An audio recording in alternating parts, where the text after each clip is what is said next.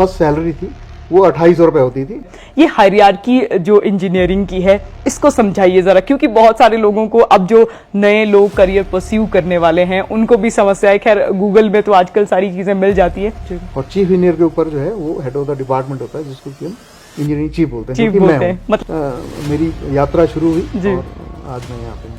अब जब सड़कों के रखरखाव की बात आती है, सड़क की गुणवत्ता जब हम चेक करते हैं तो हमारे पास क्या पैरामीटर्स रहते हैं? 3 टियर क्वालिटी कंट्रोल सिस्टम लागू है। आपकी नजर में पॉलिटिकल प्रेशर के क्या मायने हैं? कई बार टेंडर प्रक्रिया पर बीच में रोक भी लगा दी जाती है कि इस समय रोक लगी है। और अब हाल ही में 2-3 महीने के अंदर आप देखेंगे कि HPPWD का जो मैक्सिमम कार्य है वो पेपरलेस ऑनलाइन होगा। काटकुड़ी शैली में मकान बनाते थे, वो इन जो मॉडर्न मकानों से कहीं ज्यादा सुरक्षित और बहुत मजबूत।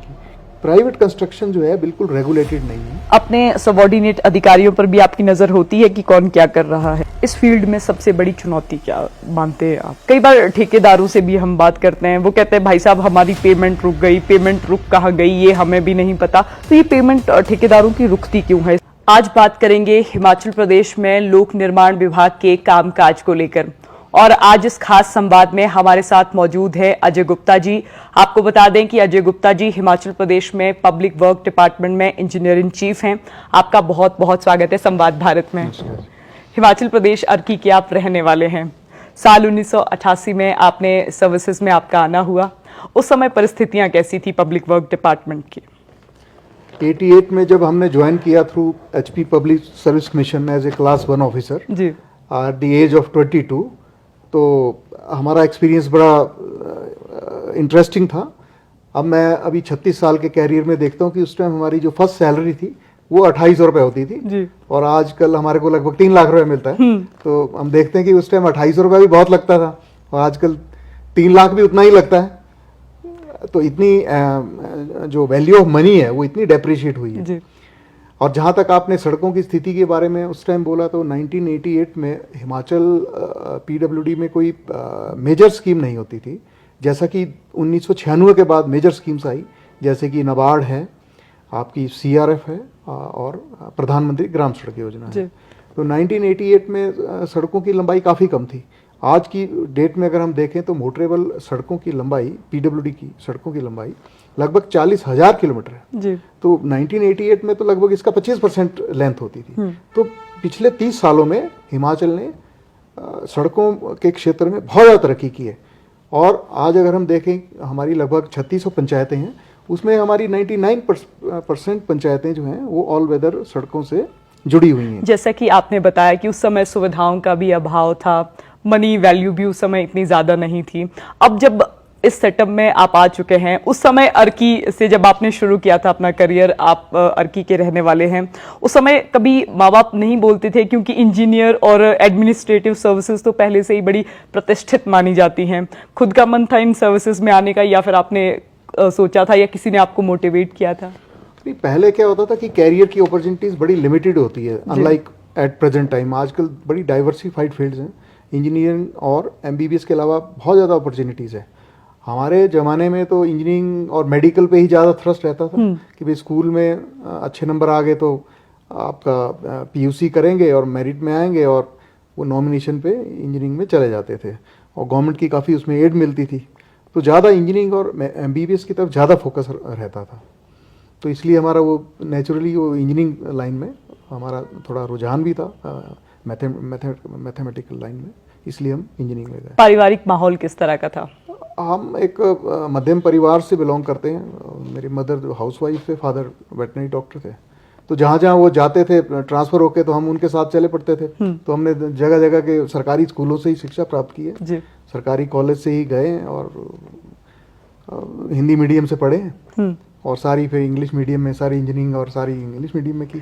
इंजीनियरिंग को लेकर आपसे एक बात जानना चाहूंगी। बहुत सारे युवा हैं, हालांकि कुछ लोगों को पता भी है, ये हायरार्की जो इंजीनियरिंग की है इसको समझाइए जरा, क्योंकि बहुत सारे लोगों को अब जो नए लोग करियर परस्यू करने वाले हैं उनको भी समस्या है। खैर गूगल में तो आजकल सारी चीजें मिल जाती है, लेकिन किसी व्यक्ति के अनुभव से सीखी जाए तो इसमें बात बहुत अलग हो जाती है। यू वांट टू से हायरार्की इन डिपार्टमेंट? जी। हाँ, इसमें होता है सबसे पहले सबसे नीचे अगर हम देखें तो एक वर्क इंस्पेक्टर होता है, वो नॉन इंजीनियर होता है, लेकिन वो साइट में होता है। वर्क इंस्पेक्टर, उसके बाद जूनियर इंजीनियर होता है जो कि डिप्लोमा होल्डर होता है, उसके ऊपर असिस्टेंट इंजीनियर होता है, उसके ऊपर एग्जीक्यूटिव इंजीनियर होता है जो कि एक डिवीज़न का हेड होता है।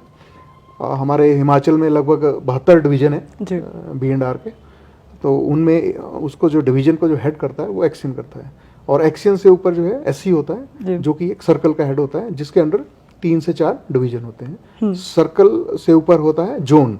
हिमाचल में 4 जोन है, आपका Hamirpur zone, Mandi zone, Kangra zone and Shimla zone, जिसको कि 4 चीफ इंजीनियर्स अलग अलग से हैं। और चीफ इंजीनियर के ऊपर जो है वो हेड ऑफ द डिपार्टमेंट होता है जिसको कि हम इंजीनियरिंग चीफ बोलते हैं, जो कि मैं हूं। मतलब मैं असिस्टेंट इंजीनियर से मेरी यात्रा शुरू हुई और आज मैं यहाँ पे हूँ, इंजीनियर इन चीफ हैं। अब जरा सड़कों को लेकर भी बात करते हैं। अक्सर ग्रामीण इलाकों में जब हम सड़कों की बात करते हैं, इस डिजास्टर में भी हमने देखा कि सड़कों को बहुत क्षति हुई हिमाचल प्रदेश में। अब जब सड़कों के रखरखाव की बात आती है, सड़क की गुणवत्ता जब हम चेक करते हैं, तो हमारे पास क्या पैरामीटर्स रहते हैं जिसे हम सड़क की गुणवत्ता की तरफ ध्यान दें? जैसा आपने कहा, अभी हाल ही में हिमाचल में अनप्रेसिडेंटेड डिजास्टर हुआ, ऐसा हमने अपनी कैरियर में, इवन हमारे से सीनियर लोग हैं उन्होंने भी नहीं देखा। और इसमें हमारी लगभग 4000 सड़कें बंद हो गई थी। एक समय ऐसा था कि पूरी हमारी जितनी भी जो यातायात की व्यवस्था है बिल्कुल ठप हो गई थी। तो हम लोगों पे बहुत ज़्यादा चैलेंज था, और हमने दिन रात करके, हमारे जो फील्ड की एजेंसीज हैं सब ने दिन रात करके, हमारे कॉन्ट्रैक्टर्स हैं, फील्ड का स्टाफ है, सभी ने रात दिन एक करके उन 4000 सड़कों को बहुत ही कम समय में खोला। और विभाग को डिजास्टर मैनेजमेंट अथॉरिटी से इसके लिए प्राइज भी मिला है, बल्कि ये साथ ही रखा है, ये समर्थ सामने जो है 2023 का फॉर बेस्ट परफॉर्मेंस। और हम यातायात सुविधा को बहाल करने में सफल हुए। और ये बिल्कुल सही बात है आपकी, हमें लगभग 3000 करोड़ का नुकसान हुआ है, और धीरे धीरे हम लोगों ने इसको टेम्परेरी रिस्टोर तो कर दिया था, अब हम धीरे धीरे इसको परमानेंटली रिस्टोर कर रहे हैं। और आज की डेट में हमारी लगभग सभी सड़कें यातायात के लिए खुली हैं। ये सड़क की गुणवत्ता जो है, इसको चेक कैसे करते हैं? अब तो आप, हम कहेंगे कि इंजीनियरिंग चीफ है, सभी अफसरों पर आपकी नज़र है, छोटे से छोटा कर्मचारी आपकी तरफ देखता है, आप से जुड़ा है, तो चेक कैसे करते हैं? क्या पैरामीटर्स रहते हैं? क्वालिटी कंट्रोल एश्योरेंस में डिफरेंट स्कीम्स में डिफरेंट पैरामीटर्स हैं। हमारी जो सबसे बड़ी स्कीम है वो है प्रधानमंत्री ग्राम सड़क योजना। प्रधानमंत्री ग्राम सड़क योजना में 3 टियर क्वालिटी कंट्रोल सिस्टम लागू है, जैसा कि भारत सरकार ने निर्धारित किया है। उन्हीं निर्धारित मापदंडों के हिसाब से हमारी tier 1, tier 2, tier 3 quality control system लागू है, और उसको सड़क को कंप्लाई करना पड़ता है। अगर सड़क में उन मापदंडों के हिसाब से हमारे जो क्वालिटी मॉनिटर्स होते हैं, जैसा कि मैंने आपसे पहले बातचीत कर रहा था, फील्ड लेवल पे जो है वो स्टेज 1 टियर 1 होता है, जिसमें कि एक्सियन और कॉन्ट्रैक्टर्स फील्ड में जो उनकी लेबर होती है उस लेवल पे वो क्वालिटी पे नज़र रखते हैं। सेकंड लेवल की है हमारी, जो कि हेड ऑफिस से हम भेजते हैं हर महीने रोटेशन बेस पे। थर्ड है जो कि भारत सरकार दिल्ली से नेशनल क्वालिटी मॉनिटर्स समय समय पर सड़कों की गुणवत्ता जांचने के लिए आते हैं। अगर इसमें अनसेटिस्फैक्ट्री या रिक्वायर इम्प्रूवमेंट की ग्रेडिंग आती है तो उसमें कॉन्ट्रैक्टर को एट हिज ओन कॉस्ट उसको सेटिस्फैक्ट्री लेवल पे लाना पड़ता है, और अगर यू हो तो उसकी पेमेंट बिल्कुल बंद हो जाती है। और अगर नॉन रेक्टिफाइल डिफेक्ट हो कि वो ठीक ही नहीं हो सकता हो, तो वो जो कंसर्न अधिकारी है उससे वो रिकवरी का प्रावधान है। जी, हमेशा अधिकारियों के बारे में, चलिए अधिकारियों के विषय में तो आपसे बात करूंगी, लेकिन फिलहाल सड़क गुणवत्ता के बारे में भी एक सवाल आता है कि हर विधायक अपने कॉन्स्टिट्यूएंसी से ये चाहता है कि सड़कें दुरुस्त हों, सड़कों की व्यवस्था अच्छी हो। क्या कभी आपके साथ ऐसा हुआ कि कोई विधायक आया हो कि भाई साहब ये काम हो नहीं रहा है, आप कीजिए, कोई किस्सा सुनाना चाहेंगे? अरे आते रहते हैं, अब MLAs तो वो भी पब्लिक रिप्रेजेंटेटिव है, उनको भी लोगों की समस्या का ध्यान रखना पड़ता है, और वो ज़्यादा जवाबदेह हैं क्योंकि वो पब्लिक से बिल्कुल डायरेक्टली डील में है। हम तो बाद में आते हैं, तो वो जितनी भी कोई समस्या होती है तो they are the first responders, तो वही सबसे पहले फ़ोन करते हैं हमें कि भाई ये फलानी सड़क है वो ठीक नहीं हुई, विभाग ने नहीं किया, तो हम समस्याओं का उनकी उसमें मदद करते हैं समय समय। अधिकारियों के विषय में अक्सर कहा जाता है कि अधिकारियों पर पॉलिटिकल प्रेशर रहता है।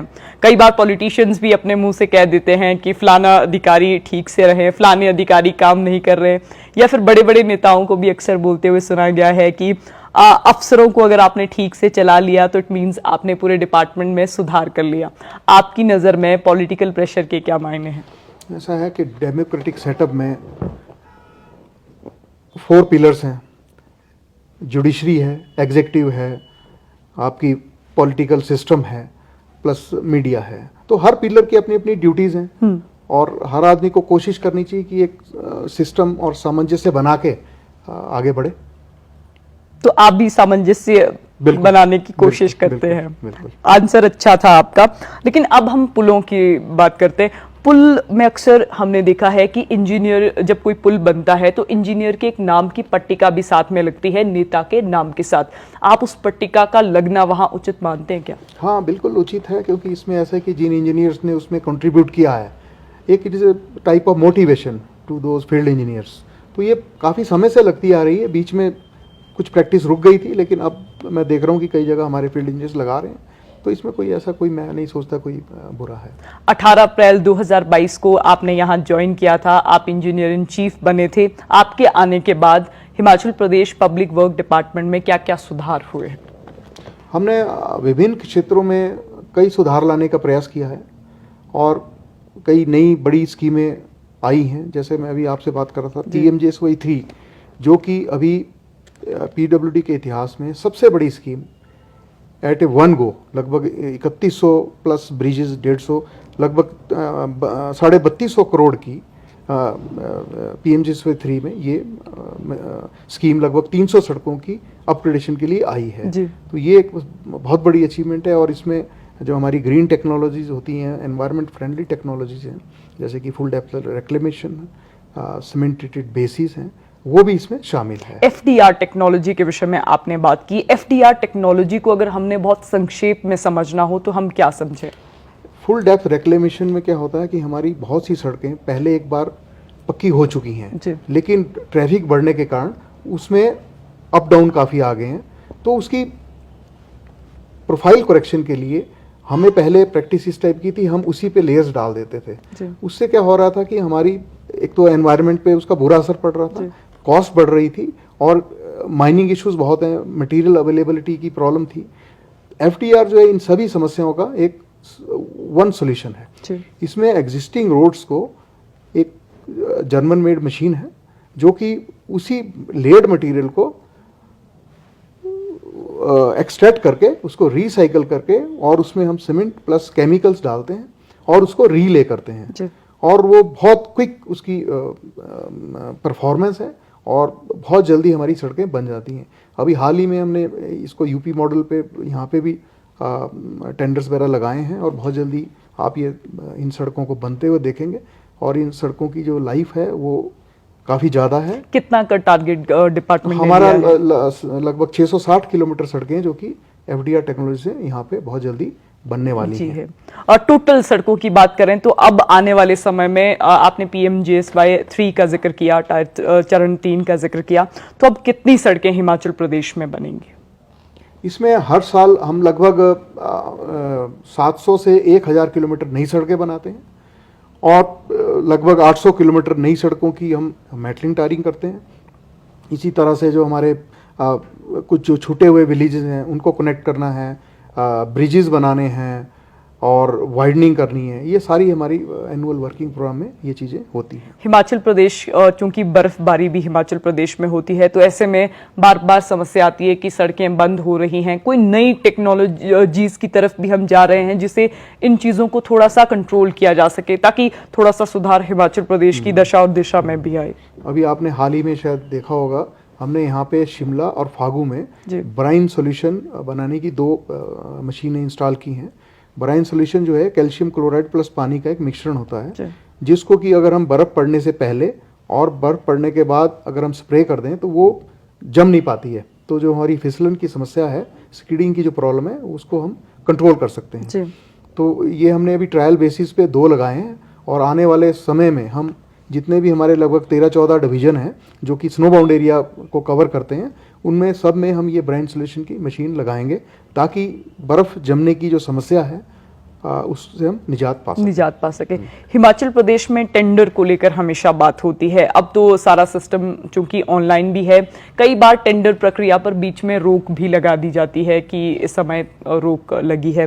तो टेंडर की क्वालिटी को सुनिश्चित करने के लिए या उसमें जो ट्रांसपेरेंसी है उसको सुनिश्चित करने के लिए डिपार्टमेंट की तरफ से क्या स्टेप्स उठाए जाते हैं या अभी तक उठाए गए हैं? इसमें हमारा जितने भी जो 5 लाख से ज़्यादा वैल्यू के जितने भी हमारे टेंडर्स हैं वो सारे हमारे ऑनलाइन कॉल होते हैं जी। तो उसमें ऑनलाइन टेंडर्स के कारण हमारी ट्रांसपेरेंसी की जो परसेंटेज है वो बढ़ जाती है। इसके अलावा मैं एक और चीज़ ऐड करना चाह रहा हूँ। हमने अभी हाल ही में CDAC एक भारत सरकार की संस्था है जी। जो कि सॉफ्टवेयर डेवलप करती है। हमने जो 2-3 राज्य हैं जैसे कि उड़ीसा है, वेस्ट बंगाल है, बिहार है, जिन्होंने की work and management information system जिसको भी वेमिस बोलते हैं, जिससे क्या होगा हमारी जितनी भी प्रक्रियाएं हैं right from preparation of estimation till payment जो कि इंटीग्रेट होगी और पेपरलेस होगी, ह्यूमन इन्वॉल्वमेंट नहीं होगी, सारा कंप्यूटर के थ्रू जो है वो ऑनलाइन सिस्टम होगा। और ये सक्सेसफुली कई स्टेट्स ने रन किया है और हमने भी CDAC को इसका MOU हमने कर लिया है लगभग 5 करोड़ की लागत से और they have started their work. और अब हाल ही में 2-3 महीने के अंदर आप देखेंगे कि HPPWD का जो मैक्सिमम कार्य है वो पेपरलेस ऑनलाइन होगा, जिससे कि हमारी जो ट्रांसपेरेंसी है वो 100% डिग्री तक पहुंचेगी। हिमाचल प्रदेश में जब ये आपदा आई थी, जब भवन गिरना शुरू हो गए थे, तो एक सवाल उसमें आया कि जिस तरह हम भवन निर्माण करते हैं, खैर आपका विषय पर पकड़ इस विषय में होगी नहीं होगी, लेकिन एक सवाल आया कि हिमाचल प्रदेश में जो पुरानी शैली में मकान बनाए जाते थे, आर्किटेक्ट जो काटकुनी शैली में मकान बनाते थे, वो इन जो मॉडर्न मकानों से कहीं ज्यादा सुरक्षित और बहुत मजबूत थे। आप ऐसा मानते हैं? नहीं, बिल्कुल ठीक है। काटकुनी की जो कन्वेंशनल कंस्ट्रक्शन थी, क्योंकि वो सारी वुडन बेस थी, उसमें लकड़ी का फ्रेम वर्क होता है और बीच में जो है पत्थर प्लस गारे की जो है वो फिलिंग होती है।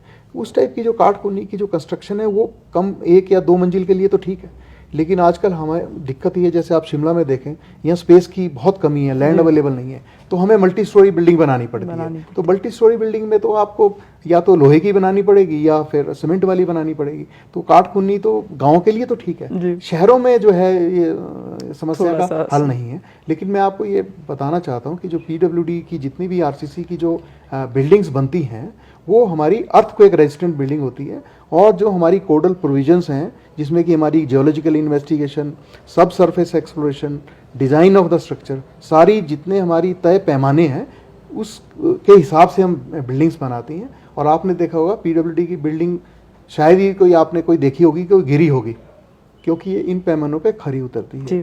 समस्या है प्राइवेट कंस्ट्रक्शन की।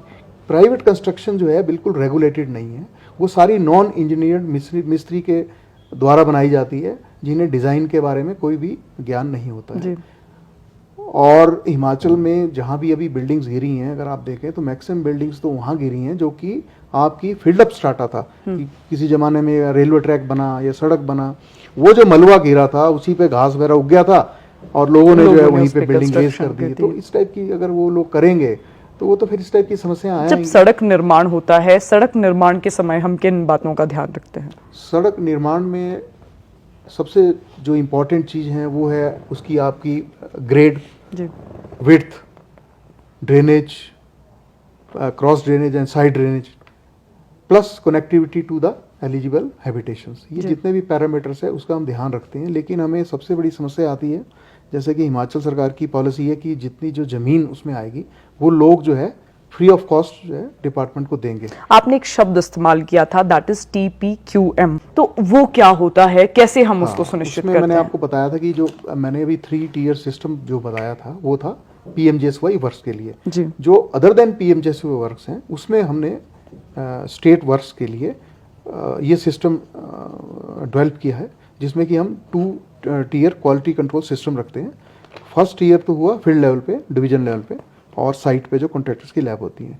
सेकंड टियर हुआ जो कि हम हेड ऑफिस पे उसको मॉनिटर करते हैं और यहीं से हम हमारा क्वालिटी कंट्रोल सेल है वो हर महीने रोस्टर सिस्टम पे सड़क की इंस्पेक्शन की ड्यूटीज लगाते हैं, जिसमें कि हमारे जो retired SC and above officers हैं उनको हमने एम्पैनल किया हुआ है, जिन्हें हम TPQM बोलते हैं।